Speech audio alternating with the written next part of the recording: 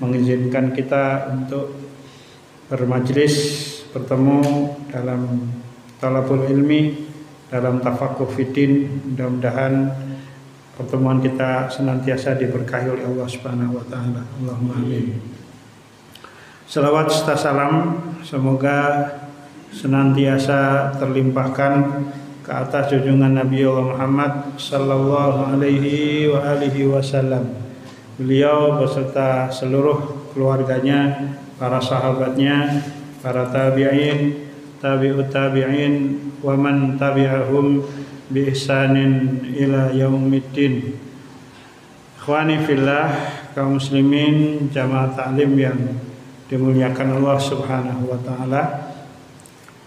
Pada kesempatan malam hari ini insyaallah kita akan menjelaskan berkaitan dengan bahaya hasad. Bahaya hasad. Apa itu hasad? Hasad ini sebagaimana didefinisikan oleh para ulama, al-hasadu tamanni zawali ni'matil ghair. Hasad itu artinya berkeinginan atau suatu keinginan terhadap hilangnya satu nikmat yang ada pada orang lain. Yang orang lain itu umum, barangkali sesama kaum muslimin atau sesama orang-orang kafir. Jadi penyakit hasad ini menimpa siapa saja, bangsa apa saja, usia berapa saja, jenis kelamin apa saja. Jadi siapapun bisa terkena hasad. Apa itu?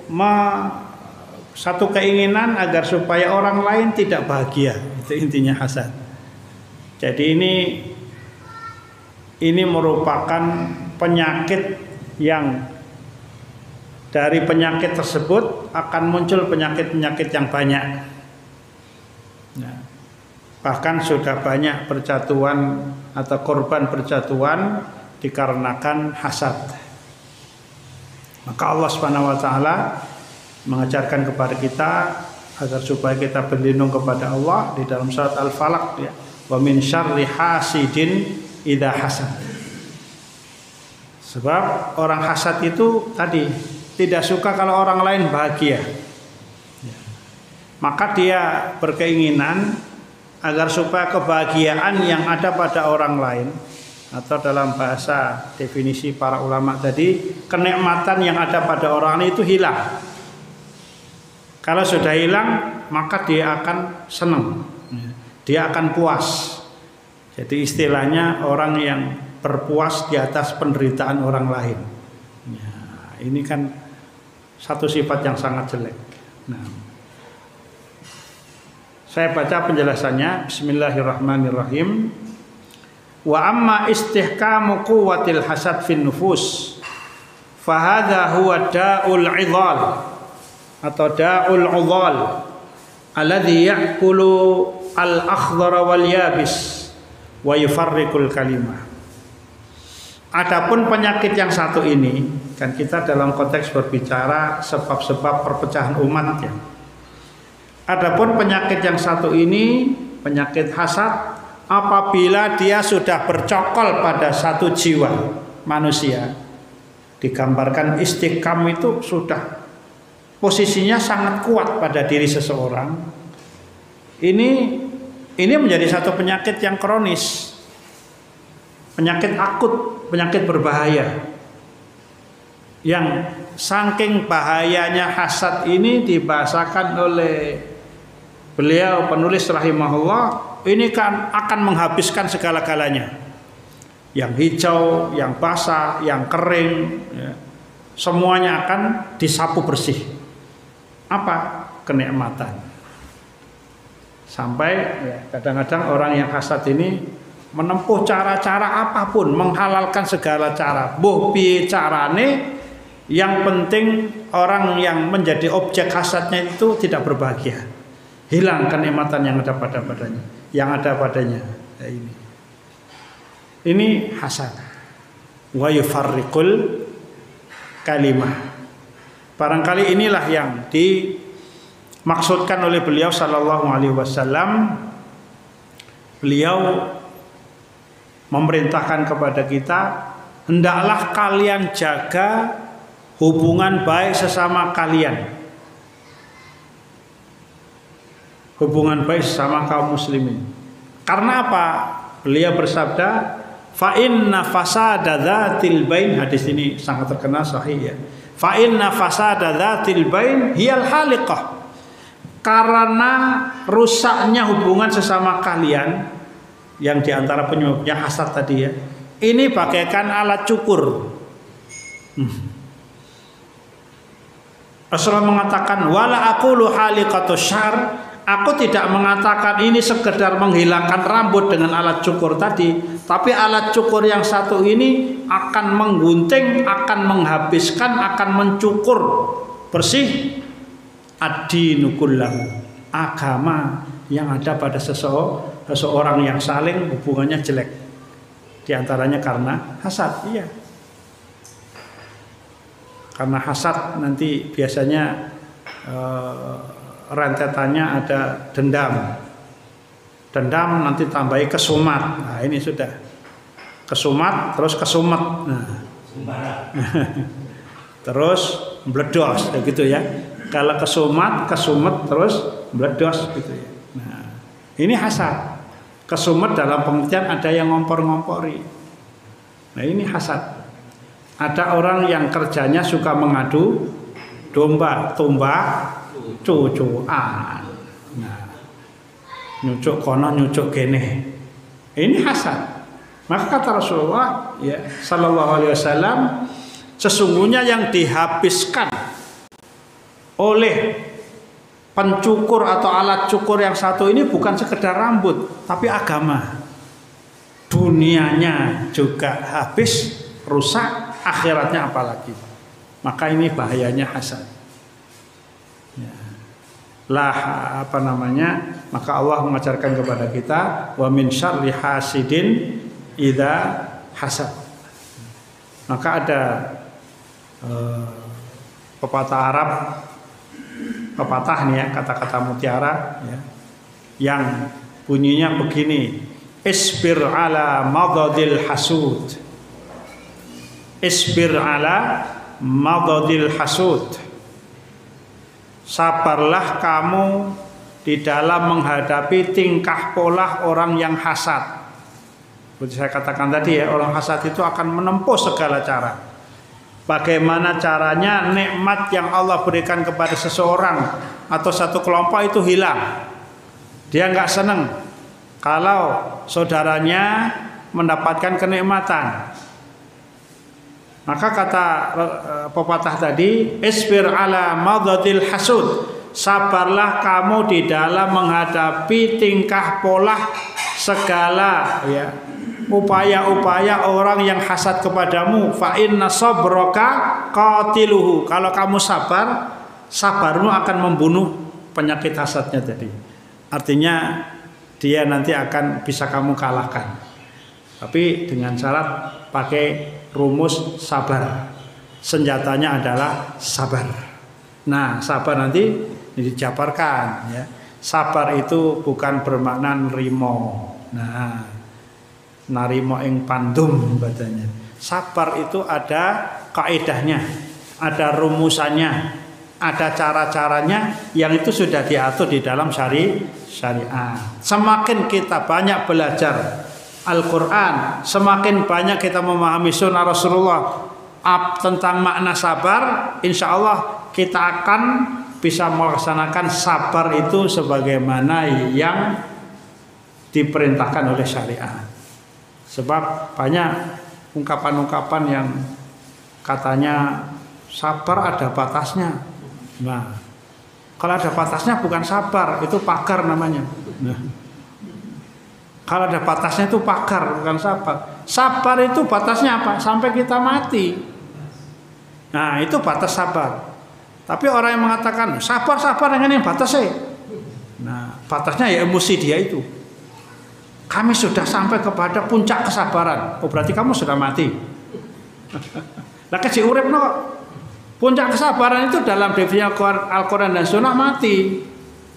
Nah, mati dalam keadaan sabar itu sudah sampai puncaknya.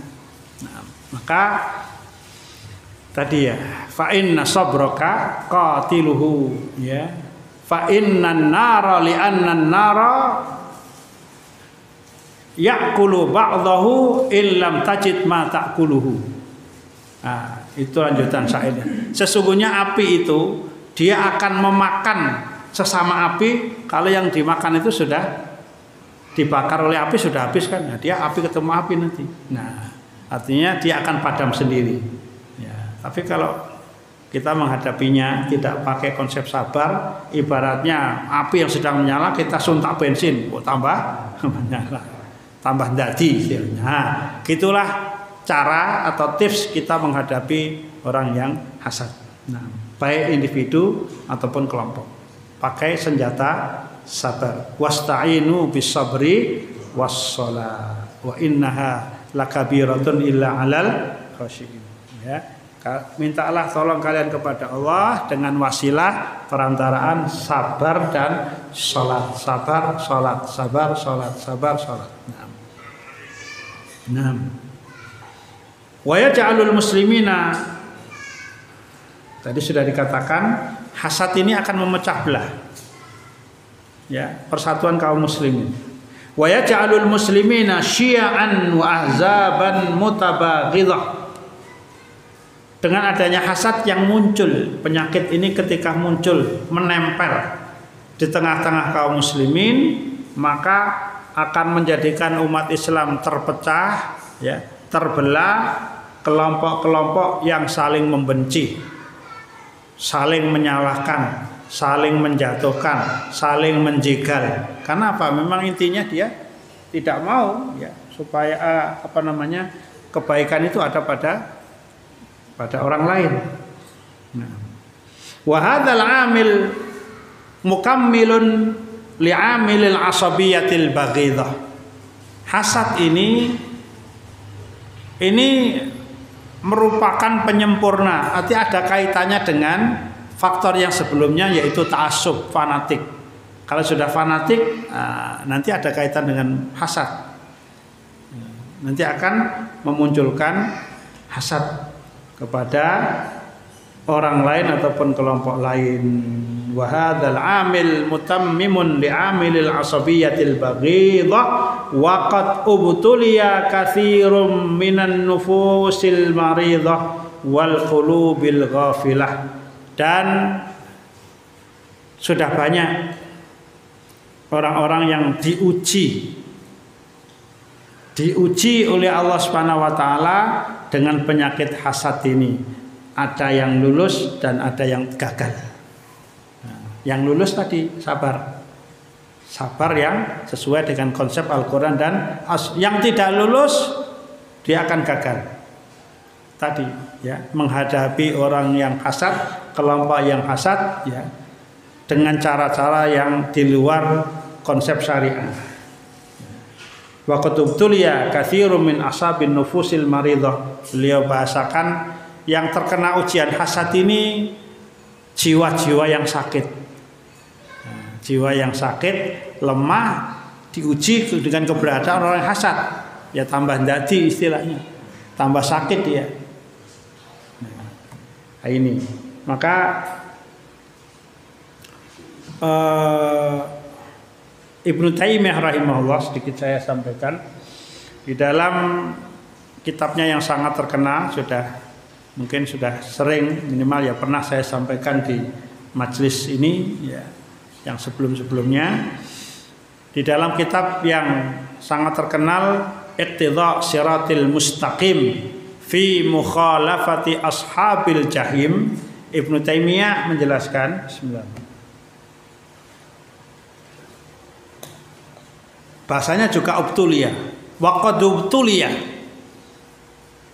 Barangkali bahasa ini yang menginspirasi penulis ini menggunakan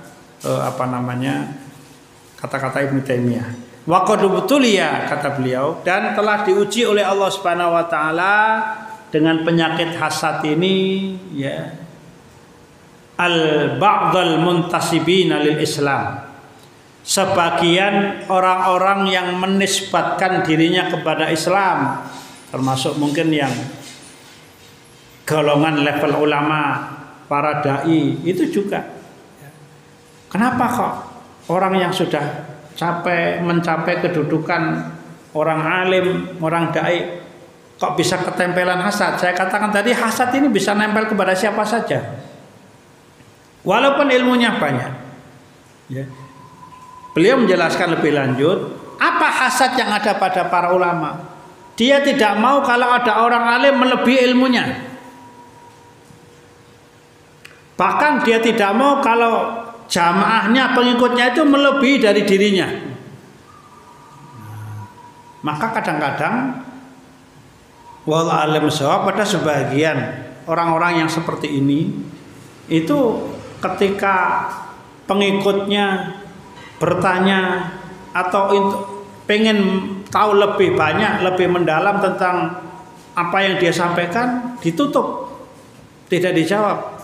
Kira penting bagi kalian. Yang penting kalian paham ini saja. Yang itu terlalu dalam katanya. Terlalu dalam kalau memang dia mampu untuk menyelaminya dan akalnya mampu untuk mencernanya, kenapa tidak? Nah, kata beliau, jangan-jangan orang yang seperti ini ya tidak mau kenikmatan ilmu yang ada pada dirinya itu ya ditularkan kepada orang yang bertanya atau pengikutnya, sehingga nanti dikhawatirkan kalau dia semakin pintar, wah nyai ini gua aku ora diundang meneh, sing diundang malah muridku. Nah, padahal ya orang yang seorang alim mestinya membuka pintu seluas-luasnya, memberikan sebanyak-banyaknya yang dia mampu berikan untuk mencerdaskan umat, bukan menutup. Ya, dijelaskan. Kecuali kalau itu dirasa berat untuk sampaikan, ini mungkin di majelis yang lain atau majelis yang khusus, karena kalau umum seperti ini mungkin tidak semuanya bisa mengikuti, dia khawatirkan malah ngantuk umpamanya. Misalnya ketika menjelaskan hadis, ini baru saya sampaikan pengajian sebelum maghrib, setelah maghrib tadi sampai isya. Misalnya di dalam menjelaskan apa itu hadis mutawatir. Ini kan maksudnya dalam cabang ilmu hadis atau disebut mustalahul hadis. Apa itu hadis ahad? Nah, ini ya karena ini berkaitan dengan disiplin ilmu yang penjelasannya memang butuh panjang, tapi ya saya coba ringkaskan ya, untuk memudahkan dengan bahasa yang mudah-mudahan bisa dipahami. Tapi kalau secara mendetail nanti panjang. Nah, itu barangkali bukan tidak menjawab, tidak menyampaikan, tapi dalam waktu yang berbeda nanti, dalam majelis yang lebih khusus ya, supaya kemanfaatan majelis bisa terkena semuanya. Nah, jadi ini, maka tadi kata Ibnu Taimiyah, jadi ada orang-orang yang muntasibina lil ilm. Sekali lagi Ibnu Taimiyah banyak menggunakan kata ini sebagai pengganti ulama, karena ulama konsekuensinya istilah ini sangat mulia ya, untuk dilekatkan pada orang yang sebenarnya dia tidak masuk kategori ulama, hanya dia bisa dikatakan orang banyak ilmunya, orang banyak hafalannya.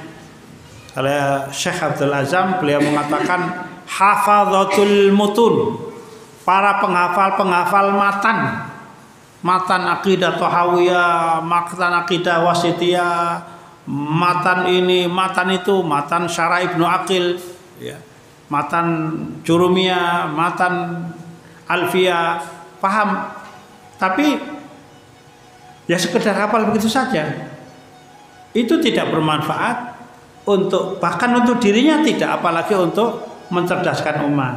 Nah ini, maka istilah yang dipakai Ibnu Taimiyah al-muntasibina lil ilm, kembali pada ini ya. Jadi ubtuliya katsirun min ashabin nufus al-maridah wal qulubil ghafilah haitsu aujada lada haula an-nufurat tam wal istikbar al-mamqut an qabulil haqqi wa tajawuzil khilafat allati tahsulu bainan nas. Apa dampak negatif dari hasad ini dalam posisi ataupun dalam kehidupan keumatan, hubungan sama kaum muslimin? Kelompok atau siapapun yang terkena atau memiliki penyakit hasad ini nanti akan menjadikan seseorang itu menolak, sombong dari menerima kebenaran. Nah, ini bahaya. An qabulil haq, dan sombong atau tidak mau memaafkan atau memahami dan memaklumi perbedaan pendapat. Karena apa? Dia mementingkan dirinya. Dia merasa kelompoknya lah yang paling berhak untuk berbicara tentang Al-Quran, yang punya otoritas untuk berbicara tentang Islam. Yang lain itu tunggu dulu. Yang lain itu barangkali ilmunya abal-abal. Yang lain itu mereka bukan terah kiai. Mereka tidak punya sanad ilmu yang jelas. Nah, apalagi mereka itu Wahabi, entah bisa. Tambah mana? Mereka Wahabi namanya. Ya Allah, ini ada loh di media sosial seperti ini. Jadi sekarang sudah bukan sekedar Wahabi, tapi Wahabi waliyadzubillah. Ini hasad. Wahaula. Nah, mereka-mereka yang punya penyakit hasad ini, baik individu apalagi kelompok, sebenarnya jalan yang mereka lewati atau cara berislam mereka itu sebenarnya mengikuti imam mereka yang dahulu, yaitu iblis. Iblis itu awwalul hasidin atau imamul hasidin, imamnya para orang-orang yang hasad dari semenjak dia menolak untuk sujud kepada Nabi Adam alaihissalam sampai hari kiamat. Iblis nggak suka, maka dia berjanji di hadapan Allah kan, akan aku kuda manusia, ya, akan aku palingkan manusia dari jalanmu yang lurus ya Rabb, wahai Allah. Dan iblis minta izin untuk kepentingan itu. Aku minta ditangguhkan kehidupanku sampai hari kiamat. Kata Allah, qala fa innaka minal mundarin ila yaumil waqtil ma'lum. Jadi ini permintaan iblis kepada Allah Subhanahu wa taala. Dalam rangka apa? Dalam rangka menggoda manusia supaya tidak mendapatkan nikmat Allah. Jadi hasad itu jalannya dua.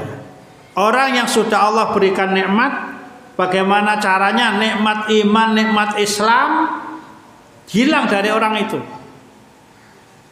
Ini yang pertama. Kemudian yang kedua, menghalang-halangi agar supaya Islam dan iman, atau mungkin kalau kita sederhanakan, pemahaman dan pengamalan tentang iman dan Islam yang benar tidak difahami oleh manusia, ditutup. Wah, ini berbahaya kalau sudah namanya menutup apa yang Allah turunkan. Ancamannya adalah akan mendapatkan laknat, kutukan dari Allah Subhanahu wa taala, akan dijauhkan dari rahmat Allah. Kenapa? Karena dia menutup pintu rahmat Allah untuk sampai kepada manusia. Tadi dengan cara ditutup jalannya, dengan cara mengompor-ngompori supaya siapapun yang bisa dia pengaruhi tidak mengaji ke sana. Ya, jangan ketemu ustaz itu, ketemu ya aja. Nanti kalau ketemu kepencut katanya. Dulu ada cerita salah seorang ulama lah. Ya saya sebut tidak apa-apa sih, sudah mengingat Allahyarham Ustaz Abdullah Sungkar. Itu saking karisma beliau di mata umat. Itu orang yang tidak senang ada yang pernah menghasut. Ya, menghasut itu biasanya menghasat ya. Apa katanya? Jangan dengar pengajiannya. Kalau bisa jangan datang di majelisnya. Sebab sorotan matanya itu seperti tukang sihir katanya. Nanti kalau kamu dilihat kamu sudah tersihir. Sampai sebegitunya. Oh lah. Ternyata kalau kita baca dalam sejarah ya Rasulullah jadi katakan tukang sihir, ya begitulah. Ini semacam sunnatullah bagi para penegak-penegak kebenaran, dikatakan tukang sihir, dikatakan apalagi majnun, gila, biasalah.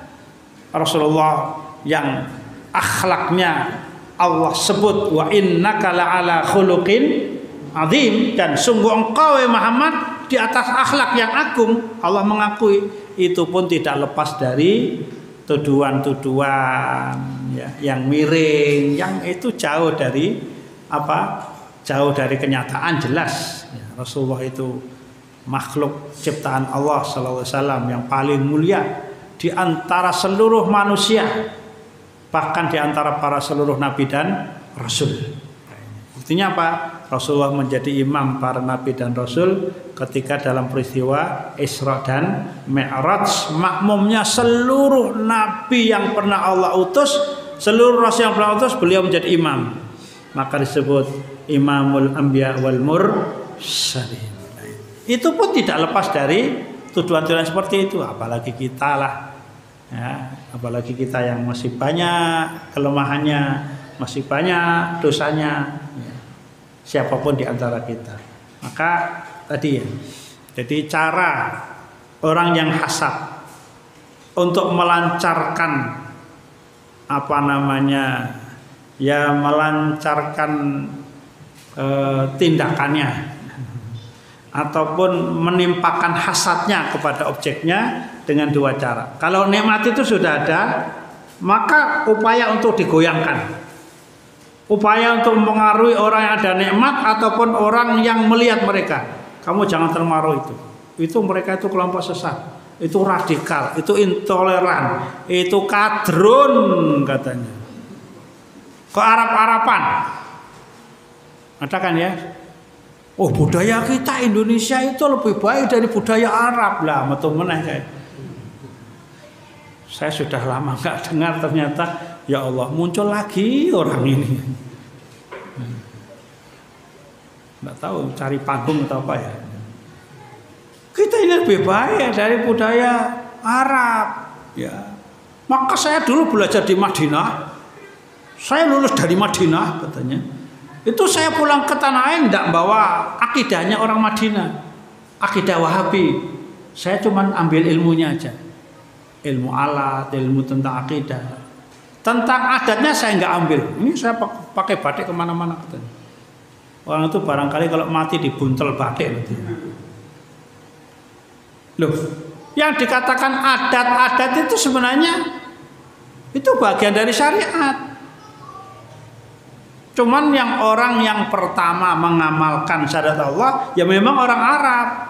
Karena Rasulullah SAW adalah Arabi, Quraisy, Arab Quraisy. Para sahabat juga mereka orang-orang Arab. Meskipun ada di antara mereka aslinya dari Habasyah ya, Afrika, Bilal ya, Suhaib dari Rum, ya, Suhaib Ar-Rumi ya, dan yang lain-lain. Tapi kan keumumannya sahabat dari Arab. Ya Rasulullah memang orang Arab. Maka apa yang mereka lakukan dan mereka itu orang Arab itu bagian dari ajaran Islam. Pakai pakaian serba putih itu sunnah ya. Kemudian kalau wanita memakai busana muslimah, hijab syar'i ya. Terserah, ada khilaf pendapat antara cadar wajib atau tidak, silahkan, tapi menutup hijab syar'i. Dan itu bukan budaya Arab.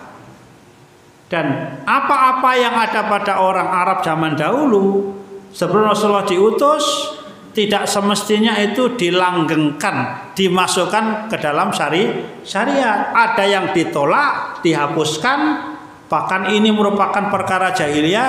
Ada yang diteruskan, dilanjutkan, dijadikan itu bagian dari syariat. Jadi tidak semua.